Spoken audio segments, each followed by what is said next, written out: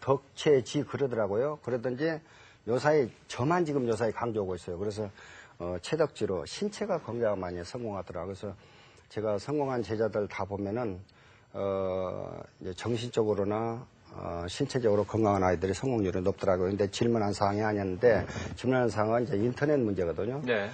인터넷 어제도 이제 중도 탈락자에 관한 학술 세미나가 있었는데 거기 가보면 다 이제 가정 문제예요. 가정이 파괴돼가지고 어머니 아버지 뭐 편부 밑에 그다음에 뭐 그 애정 결핍이 그래서 청소년 문제의 대부분이 뭐 학교 중도 탈락이라든가 가출 문제라든가 중독성 게임 문제라든가 본드 마시는 문제라든가 뭐 이런 그 소위 일탈 행동 정상적인 아닌 행동을 하는 애들 보면 다 가정의 텃밭이 안 좋은데 원인이 있거든요. 가정의 모든 원인. 나는 청소년 문제가 일어났을 때 저만이 아니고 모든 학자들이 청소년 문제가 일어났을 때 가정만 분석하면 답이 나옵니다. 가정만 분석. 그래서 그 해결 방안을 지금 말씀하시는데 해결 방안은 한 인간이 형성되기까지 15년 걸렸잖아요. 여러분들 자녀들이 초등학교 다니는데 초등학교 다니면서부터 애가 문제가 생겼다 아니에요.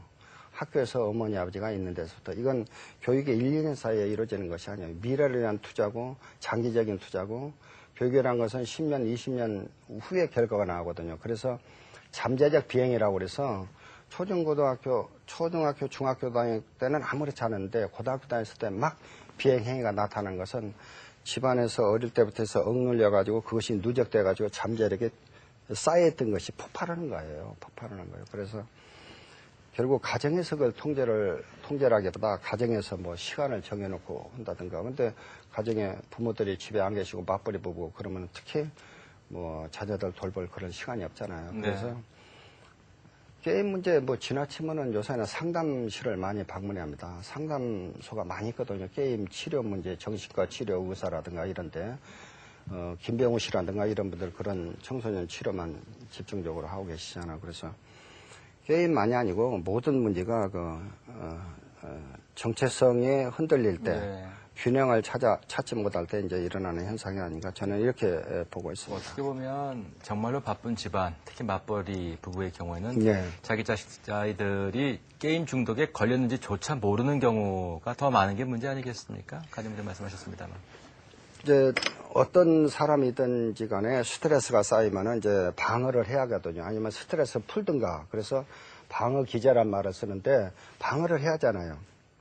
운동을 하면서 방어를 하든가 아니면 공부를 하면서 방어를 하든가 책을 읽으면서 방어를 하든가. 근데 그런 능력이 없었을 때 성숙된 방어가 아니고 비행 방어로 이어지거든요. 방어를 네. 할 때. 그래서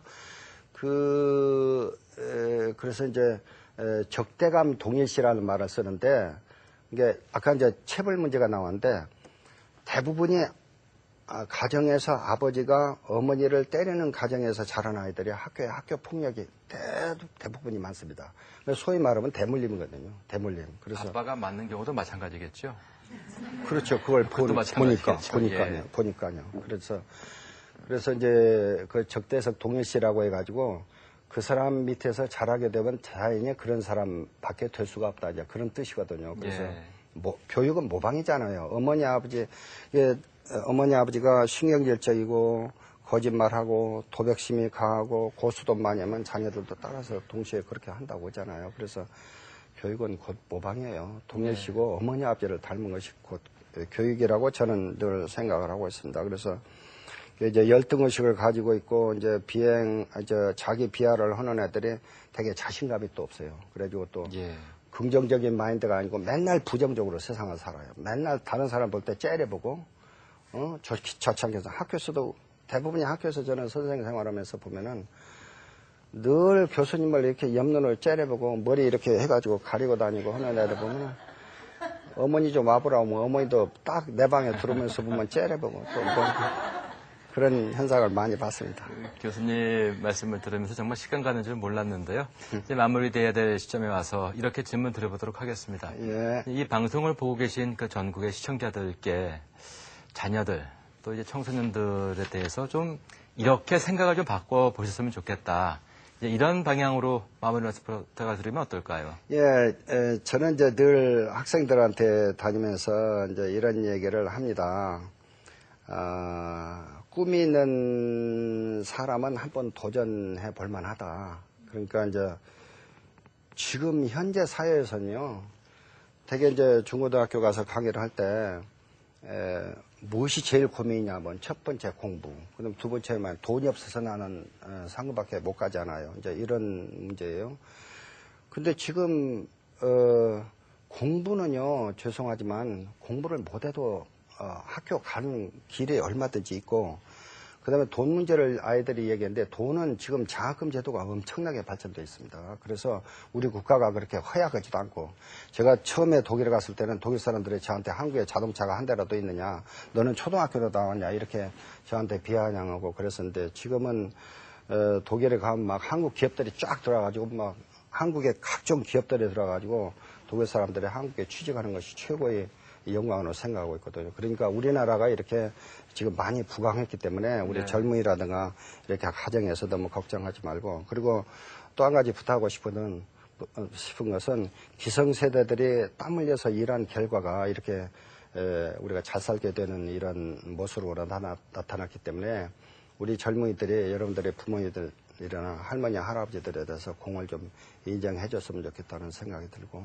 예. 그리고 이제 어느 철학자가 얘기했는데, 사람이 세 가지가 있으면 행복하다. 꿈이 있고, 친구가 있고, 그 다음에 일을 하는 것이 있으면 행복하다는 얘기가 있거든요. 그래서 그런 꿈을 가지고 여러분들이 생활하면 한번 도전해 볼 만하지 않은가, 이런 생각을 해봅니다. 도전하는 삶. 예, 교수님 말씀 고맙습니다. 여기까지 듣겠습니다. 네, EBS 교육초대석. 오늘은 한국교원대학교 권희정 교수와 함께 말씀 나눠보았습니다.